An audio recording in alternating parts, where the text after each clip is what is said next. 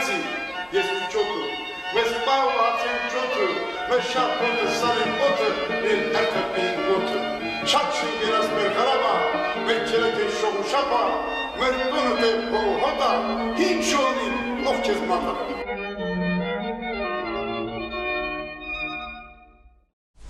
Բարև ձեզ, սիրելի հեռուստադիտողներ։ Այսօր մեր տուն ու տեղ ծրագրի հյուրն է հայտնի կինոռեժիսոր Ջիվան Ավետիսյանը։ Շնորհակալություն մեր հրավերը ընդունելու համար։ Ես եմ շնորհակալ, ողջունում եմ ձեզ։ Այո։ Ուրախ եմ, որ պատիվ ունեցա ձեր ծրագրին հյուր լինել։ Ծանոթ միջավայր է։ Այո, ես իմ առաջին քայլերը հեռուստատեսության սկսել եմ հենց Արցախի հեռուստատեսությունից, հենց այս տաղավարից որպես լուսավորող։ Արդեն ձեր հետագա քայլերի մասին մենք կխոսենք, բայց մինչ այդ փետրվարի 2-ին տեղի ունեցավ Վալեքս Գարդենի կինոսրահում տեղի ունեցավ ձեր վերջին ֆիլմի առայժմ այսպես ասենք, չէ, որը կոչվում է Վերջին բնակիչը, արցախյան պրեմիերան։ Այո։ Ես գիտեմ, որ դուք աշխարհի ամենատարբեր դահլիճներում, կինոդահլիճներում ցուցադրում եք ձեր ֆիլմերը։ Ինչ եք ապրում, երբ որ Արցախցուն եք ցույց տալիս ֆիլմը։ Ես կարծում եմ, որ տարբերություն կա ձեզ մոտ։ Շատ տարօրինակ զգացում եմ ապրում ամեն անգամ ամեն ֆիլմի հետ։ Որքան էլ որ դու կարող ես ցուցադրել քո ֆիլմը աշխարհի տարբեր կինոփառատոներում, տարբեր ժողովուրդների առաջ, բայց քո տանը եւ դու զգում ես այն ջերմությունը, հոգեհույզ, բայց այնուամենայնիվ պատասխանատվությունը ավելի մեծ է, որովհետեւ միշտ սպասում եմ թե տանը ինչպես կընդունեն իմ ֆիլմը, որովհետեւ շատ կարեւոր է թե տանը քեզ ինչպես են սպասում։ Իսկ տանը ինչպես սպասել, այսինքն ֆիլմին ինչպես են սպասում եւ ես լիահույս եի, որ ֆիլմը կսիրվի եւ ցուցադրության ավարտից րոպեներ անց ես այդ բերկրանքը ունեցա լսելով հանդիսատեսին, առաջին դիտողներին, իսկապես բոլորին այս զգացողությունն է։ Առավել եւս որ ֆիլմը հենց տան մասին է, չէ՞, մեր տան մասին է։ Այո, ձեր այդ ֆիլմերի շարքի չասենք կվինտեսենցիան է։ Ես հուսով եմ դեռ ֆիլմեր լինելու են բավականին, բայց դուք սկսել եք ճանապարհը ձեր կինոյի աշխարհում վավերագրական ֆիլմերից, հետո անցում եք կատարել գեղարվեստական ֆիլմերին,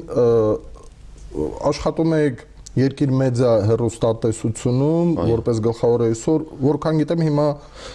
ուղղակի որպես ռեժիսոր, որովհետև ժամանակի առումով չեմ կարողանում լիարժեք տրամադրել հեռուստատեսությանը, բայց 5 տարիներ աշխատել եմ որպես գլխավոր ռեժիսոր եւ վավերագրական ֆիլմերի փորձառությունը հենց հեռուստատեսությունից եմ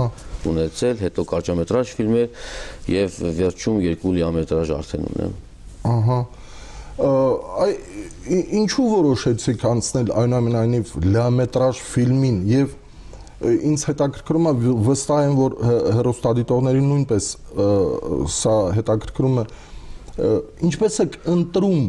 ասենք, ֆիլմի սցենարը, որն է գաղափարը, որը տանում է ձեզ դեպի այդ աշխատանքը։ Ես անկեղծ խոստովանեմ ձեզ, որ միշտ երազել եմ լիամետրաժ, այսինքն գեղարվեստական ֆիլմերի վրա աշխատեմ։ Ուղղակի փոքր քայլերի ճանապարհով եմ առաջ գնացել եւ հիմա էլ ընթանում եմ։ Հեռուստատեսությունում, այսինքն փոքր դոկումենտալ ֆիլմերից մինչև լիամետրաժ դոկումենտալ ֆիլմեր, խաղարկային կարճ ֆիլմերից, սա ճանապարհ էր, որ տրամաբանական անցումը պետք է ապահովեր դեպի մեծ կինո։ Դա իմ երազանքն է եղել։ Ես փաստորեն կարող եմ ասել, որ ուրախ եմ, որ հասել եմ իմ երազանքին, ես կարող եմ լիամետրաժ գեղարվեստական ֆիլմեր դեռ ոչ ամբողջությամբ, բայց այո, ես ունեմ դեռ երազանքներ։ Իսկ թեմայի ընտրությունը, գիտեք, դարձյալ անկեղծորեն խոստովանեմ, որ ես կանդրադառնամ շատ այլ թեմաների, բայց ինձ համար այժմ շատ կարևոր է, որ իմ ֆիլմերը ունենա Արցախին վերաբերվող ուղղակի շատ կարևոր շեշտադրում, որովհետև ինձ թվում է, թե ես չեմ սխալվի, եթե ասեմ, որ հային ավելի կարևոր հարց հիմա չպետք է հետաքրքրի հուզի, քան Արցախը։ Մեզ անհրաժեշտ են ֆիլմեր, որ Արցախի մասին պատմեն աշխարհին, ոչ միայն Հայաստանում, Արցախում ցուցադրվեն, Սփյուռքում, այլ ուղղակի օտարին, որովհետև ցավոք մեր մասին չգիտեն։ Ես այդ վատ օրինակը կարծես թե միշտ բերում եմ, երբ Բալկանները պատերազմի մեջ էին մեզ հետ զուգահեռ, այսպես կարելի ասել, գրեթե նույն ժամանակներն էր, եւ սերբերը ունեն ֆիլմ, բոսնացիք ունեն, մակեդոնացիք ունեն, հաճախ իրարամերժ նույն դրվագի, կոտորածի մասին եւ ունեն Օսկար կանում գլխավոր մրցանակներ այդ ֆիլմերը։ Վերջերս վրացիները իրենց աբխազական կռվի մասին Մանդարինի ֆիլմը հասցրեցին Օսկարի նոմինանտ։ Սա ոչ թե կարիերա ռեժիսորի ձգտում եւ այլն պայքարի ձև է, չէ՞։ Միանշանակ այսօր մենք պետք է կարողանանք պայքարենք համաշխարհային արենաներում մեր մասին պատմելով, որովհետեւ հավատացեք, ես իմ ֆիլմերով Թևանիկ ֆիլմի ցուցադրությամբ ամբողջ աշխարհի շուրջ ավելի քան 25 երկրներում, հիմա արդեն սկսել ենք վերջին բնակիչը, ես օտարների սարքել եմ մերը, մարդիկ դիտել են, ընկալել են Ղարաբաղը, ինչպեսին որ մենք ենք ուզում մատուցենք եւ ինչպեսին որ իրենք ընկալեն։ Սա քայլ է, որ պետք է կարողանանք գնանք միջև վերջ։ Ներողություն, ես տպավորություն ունեմ, որ թե Թևանիկը, թե վերջին բնակիչը, եթե կարելի է այսպես ասել, ավելի շատ արված է հենց դրսի համար, այսինքն տեսեք, ես հանդիպել եմ տարբեր կարծիքների նույն վերջին բնակչի հետ կապված, հա, որ ասենք ինչու են հերոսները հիմնականում ադրբեջաներեն խոսում։ Ինձ թվում է սրա վրա չպիտի մենք ավելի շատ ուշադրություն դարձնենք այն համամարտկային արժեքների վրա, որ ֆիլմը եւ դուք որպես ռեժիսոր ցանկացել եք հասցնել եւ իսկապես երբ ես նայում եի ֆիլմը գոնե ինձ համար մի բան ակնհայտ էր։ Մենք շատ դեպքերում ասում ենք, մենք լսում եւ մեզ թվում է թե բոլորը հասկանում են մեզ։ Այս ֆիլմը գալիս է ջարդելու այդ սերիալտիպ, այդ կարծրատիպը, չէ՞։ Շնորհակալություն։ Ինչ վերաբերում է ադրբեջաներին, հետո կանրադառնամ հաջորդ հարցին, դա կարևորագույն կետերից մեկն է ֆիլմի։ Հայ հերոսը իր ծննդավայրում, հայրենիքում, իր բնորանում շրջապատված է ադրբեջանցիներով եւ շրջապատում խոսում են ադրբեջանի, այսինքն սա ամենակարևորագույն մեսիջներից մեկն է, որ պետք է փոխանցել։ Ի վերջո չի գաղթել գյուղից եւ ամբողջովին շրջապատված ադրբեջանցիներով իր հիվանդ աղջկա հետ։ Ինչ լեզվով պետք է խոսեին այս մարդիկ։ Այո, սա քայլ է ոչ միայն աշխարհին, այլ նաև Ադրբեջանին հասցնելու մեր ասելիքը, մեր մեսիջները եւ ես միշտ կրկնում եմ, որ չի քարոզում սա բարեկամություն այս ֆիլմը, այլ ֆիլմը ուղղակի մեսիջ է փոխանցում հենց մեր հարևան թշնամի երկրին, որ գնահատեք այն խաղաղությունը, որ դուք ունեք։ Ոչ թե որ դա դες տրված է եւ դուք այլ գնահատեք դա, որովհետեւ այդ խաղաղությունը, որ դուք հիմա ունեք, մեր ցանկությունից է կախված վաղը կունենանք թե չէ։ Այս շեշտադրումամբ արված է վերջին բնակիչը ֆիլմը եւ այո, խոսում եմ մարդու մասին, որ ուղղակի դու պետքա փորձես ոհմակի հոտային մտածելակերպից դուրս կարողանաս քայլեր անել, որ պահպանես քո մեջի մարդուն եւ ուղղակիորեն չվերածվես անշուշտ։ Սա շատ կարեւոր է։ Իսկ օտարին պատմելու համար այո պետք է կարողանալ այնպիսի մի մոտեցմամբ ֆիլմը ներկայացնել կառուցվածքի բանաձևի առումով, որ ընկալելի հասու լինեն, որովհետև եթե մենք պատմենք նրա մասին ինչ ուզում ենք ինքներս լսել միայն, աշխարհը ուրիշ ուղղությամբ է ընթանում, բոլորովին ուրիշ ռիթմով, բոլորովին ուրիշ ուղղությամբ։ Մենք պետք է կարողանանք այնպիսի ֆիլմեր աշխարհին մեկնենք, որ կարողանան ապրումնակցեն հայ հերոսի հետ եւ ընկալեն պատմությունը, որ իր հետ կարող էր պատահել։ Համաշխարհային կինոյի լավագույն նմուշները կոնֆլիկտի մասին, որ անունները կարող եմ թվարկել, ասենք մակեդոնական ֆիլմը Անձրևից առաջ եւ տասնյակ ֆիլմեր, որ ես ինքս անընդհատ դիտում եմ, ուսումնասիրում եմ, թե օտարները ինչպես են պատմում, ինչպես են Կուստուրիցան կարողանում պատմել իր կոնֆլիկտի մասին, իր ազգի, ունեն այդ շեշտադրումները համամարտկային հարթության մեջ պատմել լոկալ իր ազգային փոքր խնդրի մասին։ Նաև երևի դրա համար է, որ նախագիծը հենց միջազգային է, ասենք կարելի էր, չէ, դերասաններին, չգիտեմ, մյուս ֆիլմում զբաղված մարդկանց հայերով սահմանափակվել ավելի հեշտ, որը անհամեմատ ավելի հեշտ կլներ, բայց դա էլ քայլ է, որ տեսեք թե Թևանիկում, թե վերջին բնակիչը ֆիլմում դուք հատուկ եք, դիտավորյալ եք գնացել այդ քայլին։ Անկեղծորեն այո, որովհետև երբ ես ֆիլմում վերջին բնակիչը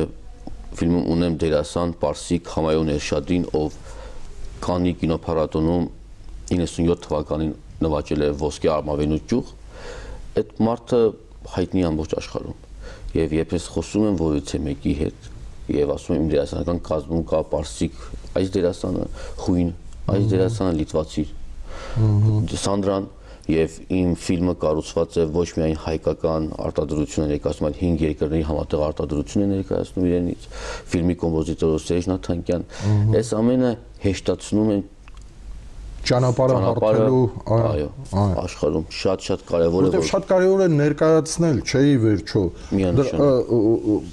Ես էլ շատ ընդունում եմ այդ գաղափարը, որովհետև ասենք Թևանիկը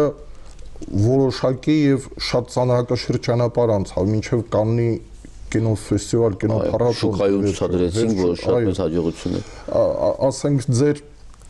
մասին եւ ձեր ֆիլմերի մասին արդեն միջազգային մամուլն է գրում, որը շատ կարեւոր է եւ հենց սրանով է, որ մենք պետք է լուծենք Ղարաբաղի հարցը ի վերջո։ Ես հուսամ, որ կարողանամ Ղարաբաղի հարցի լուծման գործում իմ փոքրիկ մասնաբաժին ունենալ։ Ամեն մեկս եթե մի փոքր անենք իմ աշխատանքով, այո։ Որովհետեւ ես կարծում եմ, որ արվեստը չի կարող հարցերի լուծում տալ, բայց կարող է հարցեր հարուցել։ Սա ամենակարևոր բանն է, երբ հարցերը հարուցված են, օրինակ, երբ խոսեցիք միջազգային մամուլի մասին, հենց դրա վերաբերյալ, երբ որ մենք Ամերիկայում ոսկե գլոբուս մրցանակաբաշխության համար ֆիլմը ցուցադրեցինք Հոլիվուդի սրտում, Բևերլի Հիլզում, Four Seasons հոթելում, ամերիկյան արտասահմանյան լրագրողների ասոցիացիայի համար, որոնք պետք է ֆիլմը առաջխաղացումը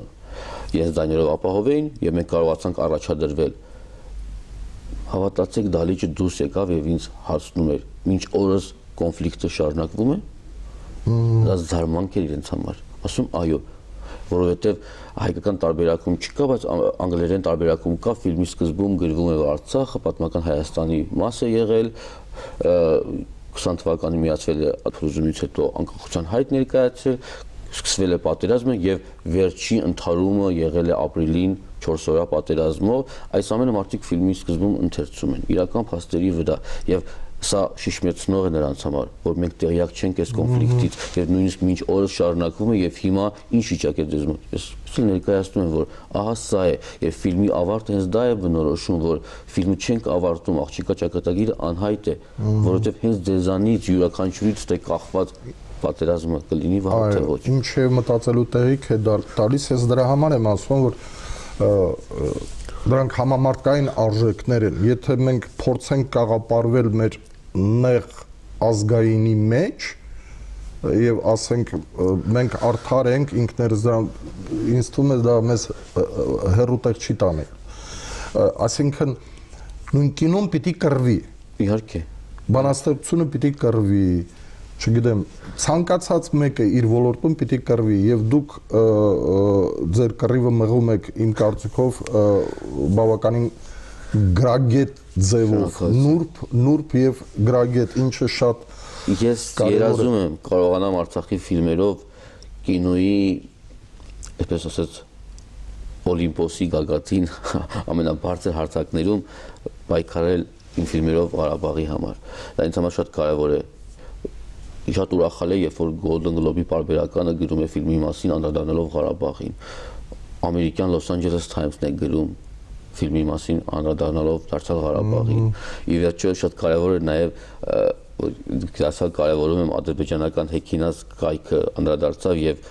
վերնագիր հետեւյալն էր, որ մենք պարտվել ենք Հայաստանի նաև կինոմատոգրաֆում։ Պետք է պարտվեք, ընդունեք ձեր պարտությունը։ Նույնիսկ մեր հակառակորդն է դա։ Այո, դա իրենց հոդվածն է եւ մինչ օրս նույնիսկ համացանցում կա չեն ջնջել։ Շատ ծանր տարակերպ Հայաստանի կինոակադեմիան վերջին բնակիչը նոմինանտների մեջ չընդգրկեց Օսկարի համար։ Անկեղծորեն մրցույթում կարող ես պարտվել եւ դա պետք է ընդունես քո պարտությունը, բայց այո, շատ ցավալի է, երբ որ մինչ ընտրությունը ես փորձում էի ֆիլմի համար աշխատել, հանդիպել տարբեր մարդկանց հետ, ակադեմիայի եւ հորդորել, որ իմ ֆիլմին ձայնը տան, որովհետեւ Արցախը ներկայացվի Հայաստանի կողմից Օսկարի մրցանակաբաշխությանը եւ այլը։ Եվ ասում էի, որ հետեւյալը կա 3 ֆիլմ, 2 հայկական, մեկը ռուսական արտադրության, իսեր Աստծո, բացեք Օսկարի կայքում կարդացեք, այս ֆիլմը չի կարող հայկական։ Ներողություն, ի վերջո հենց այդպես էլ եղավ, չէ՞, երկրաշարժը չներկայացվեց, կարծես թե մեզ մոտ հաղթեց։ Մեզ մոտ ընտրեցին եկած ռուսական ֆիլմը, բայց Օսկարի գրասենյակը ասաց, որ այս ֆիլմը ռուսական է։ Մենք որակազրկում ենք Հայաստանի ֆիլմը եւ տալիս ենք երկրորդ շանս Հայաստանին, դուք ներկայացրեք ձեր նոր ֆիլմը։ Հայաստանի ակադեմիան չներկայացրեց հաջորդ ֆիլմը։ Ինչու՞։ Ասացի մենք ֆիլմ չունենք։ Մենք պայքարում ենք այս ֆիլմի համար, թղթեր կներկայացնենք, որ սա հայկական ֆիլմ է, եւ բայց այդ մարդիկ ասել էին, որովհետեւ հստակ գրված է 51%-ը պետք է լինի հայերեն, իսկ ֆիլմում խոսում են ռուսերեն, 70% դերասանական կազմը պետք է լինի հայեր, նկարման օրերը պետք է լինի գեակշիռ մասը 70-ի հասնող Հայաստանում նկարված։ Ինքան հստակ Այսինքն սկզբունքներ կան, որը միանշանակ շատ կարևոր կետեր կան, որ մենք ինքներս փորձում ենք ներկայացնել, ամերիկյան իմ գործընկերները Ադրինե Միրզոյանը, որը ֆիլմի executive producer-ն է, ամբողջ ուսումնասիրություն արել է եւ ասել է, այո, մենք հստակ կարող ենք ֆիլմը ներկայացնել Հայաստանի կինոակադեմիային, մենք կարող ենք։ Իսկ այդ ֆիլմը չէր կարող, որովհետեւ որևիցե ձևով ուղղակի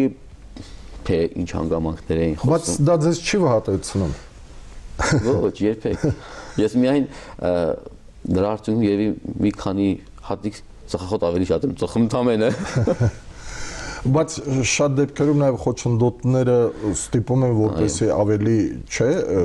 այսպես ճանապարհը հարթելու այդ ուղղությամբ, այո, համառ լինես այո, ավելի։ այդ համառությունը տալիս եմ, բայց նաև վատ է, որ դու քո երկրում նման խնդիրներ կունենաս։ Դա իսկապես անկեղծորեն վատ կողմն է, որովհետև անկեղծ խոստովանեմ, ես Ստեփանակերտում քայլում եմ ամեն քայլափոխի, ինձ մարդիկ ողջունում են, ծանոթ են, իմ դասընկերներն են, համագյուղացիներն են։ Իսկ ես ով եմ կանի կինոփառատոնում, փոքրիկ, փայտիկ, տաշեղ, նետված օվկիանոսի մեջ, որևիցե բան քեզանից չես ներկայացնում, ոչ դու, ոչ քո երկիրը, իսկապես ոչ քո կինեմատոգրաֆ։ Դու փորձում ես պայքարել այնտեղ պատերի, բախվել, գալ, ասել, որ ես ունեմ նյութ համամարտկային գեղեցիկ ֆիլմ ներդրում արեք, ի վերջո կարողացել ենք լիտվացական կողմի, շվեդական, լիբանանյան, ամերիկյան կողմի համոզել, բերել վերջի մենակիցի շուրջ, որ կարողանանք միասին արտադրել։ Սա պայքար է եւ դու այնպես չի որ հաջողացնում ես քո բոլոր հանդիպումներդ։ Ես հիշում եմ, որ առաջին անգամ գնացի կան նամակներ էի ուղղում 100-ից 1-ն էր պատասխանում իմ նամակին։ Վերջերս հարցրեցի իմ օգնականին, ասեցի տեսականորեն քանի հոգուց մեկն է պատասխանում մեր նամակին, ասեց 25-ից 1, ասի արդեն առաջընթաց ունենք փաստորեն։ Տասնյակ նամակներ, որ կարողանաս հանդիպում ունենաս, որտեղ դու հետաքրքիր չես, ոչ քո անունդ, ոչ քո երկիրը, ծանոթ չեն քո կինեմատոգրաֆին։ Դու բախվում ես այնտեղ ու հանկարծ այդ նույն խնդիր դու քո երկրում ես ունենում, դա մի քիչ ցավացնող է։ Ինչ եմ ուզում նաև հարցնել, հա, ուզում եմ որպես մեր հեռուստադիտողները ավելի մոտիկից ձեզ ճանաչեն, այն առումով, որ տեսեք, երբ ես պատրաստում եմ մեր այս զրույցին, համացանցում նայեցի, միտեղ գրված էր ծնվել է Գյումրիում, ապրել է Ստեփանակերտում, հա, միտեղ էլ գրված է, որ ծնվել է Ստեփանակերտում, որն է ճիշտ։ Ես ծնվել եմ Գյումրիում։ Այո։ Ես ծնվել եմ Գյումրիում, 88-ի եկաշարժից հետո տեղափոխվել ենք Ստեփանակերտ։ Հայրս որոշեց, այնուամենայնիվ որոշումը միշտ կար, որ Արցախ ենք տեղափոխվելու, բայց երկրաշարժը 88-ի կարծես թե այն վերջակետներ եւ երկրաշարժից ընդհուպ օրեր շեւի 2-3 շաբաթ անց մենք տեղափոխվեցինք Ստեփանակերտ։ Ես արմատներով Խաչմաչից եմ։ Ասկերանի շրջան, ասին հայրս ծնվել է Խաչմաչում։ Ֆիլմը վերջին բնակիչը Խաչմաչում է նկարվել։ Ինձ համար կարևոր է, որ ես իմ գյուղի հանդեպ ունենամ իմ ունեմ պարտքի զգացողությունը եւ ունենամ իմ երախտիկի խոսքը, ունենամ իմ շնորհակալության դրսևորումը եւ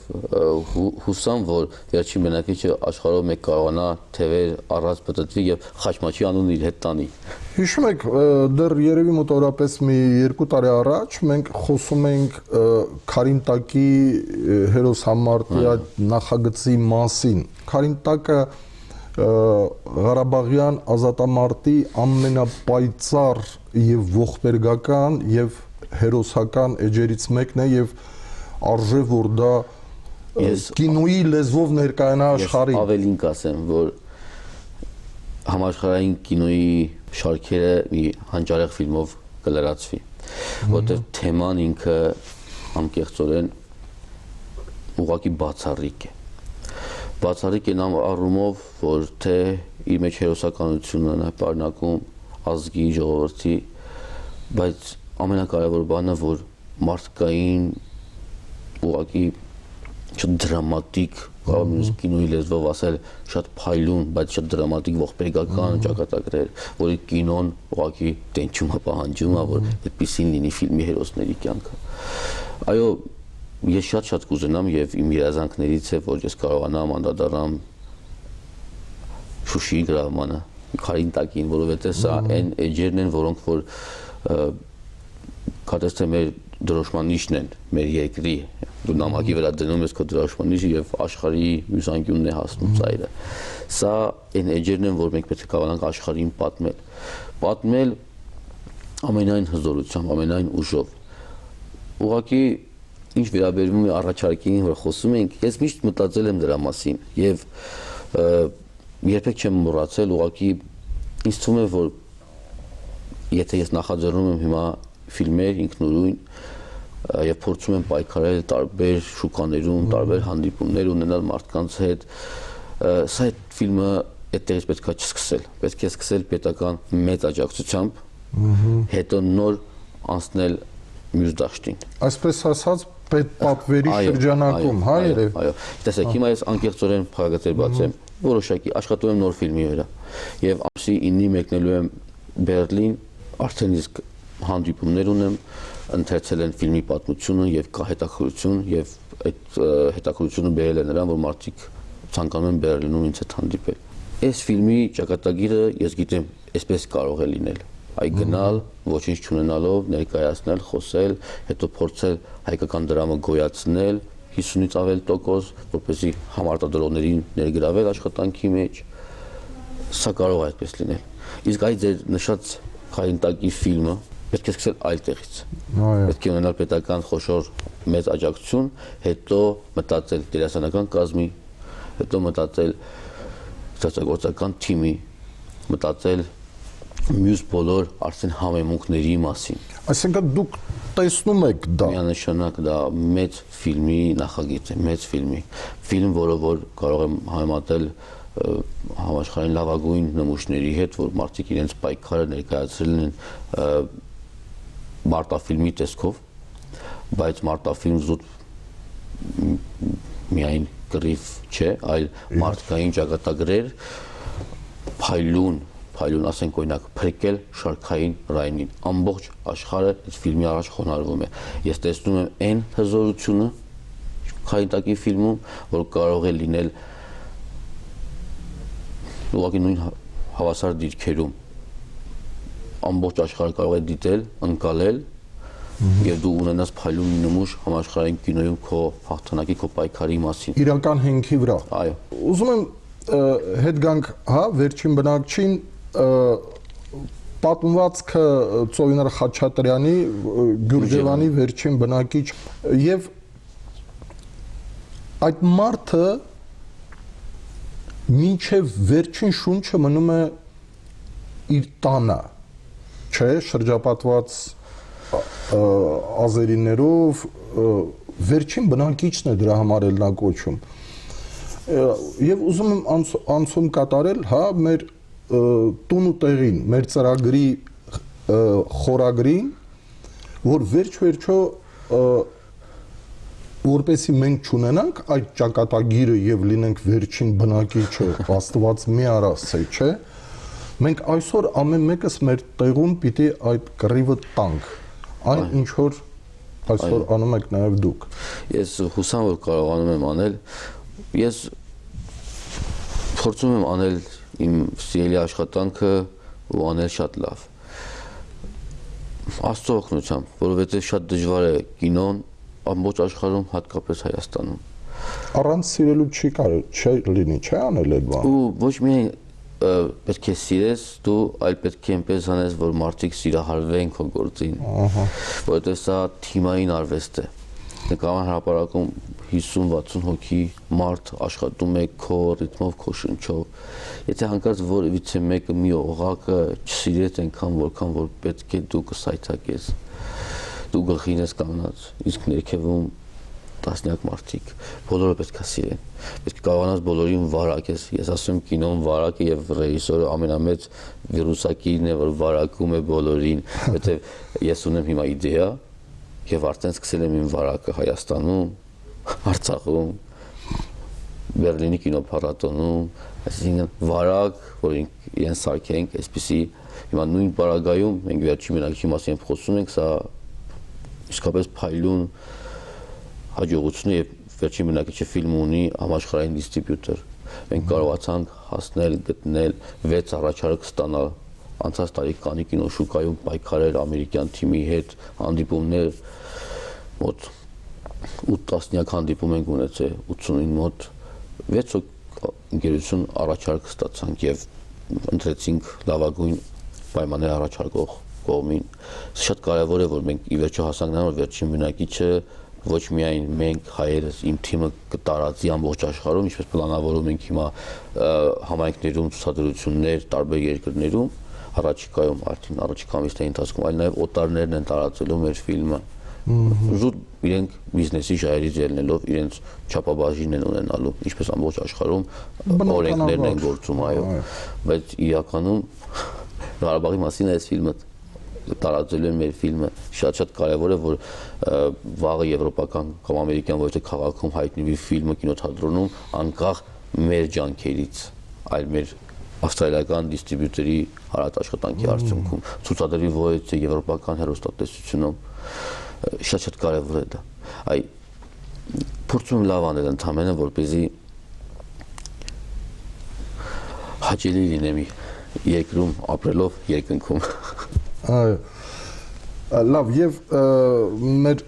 ժամանակը սպառվում է, վերջին հարցը, հա, ինչ է ձեզ համար մեր տունու տեղը։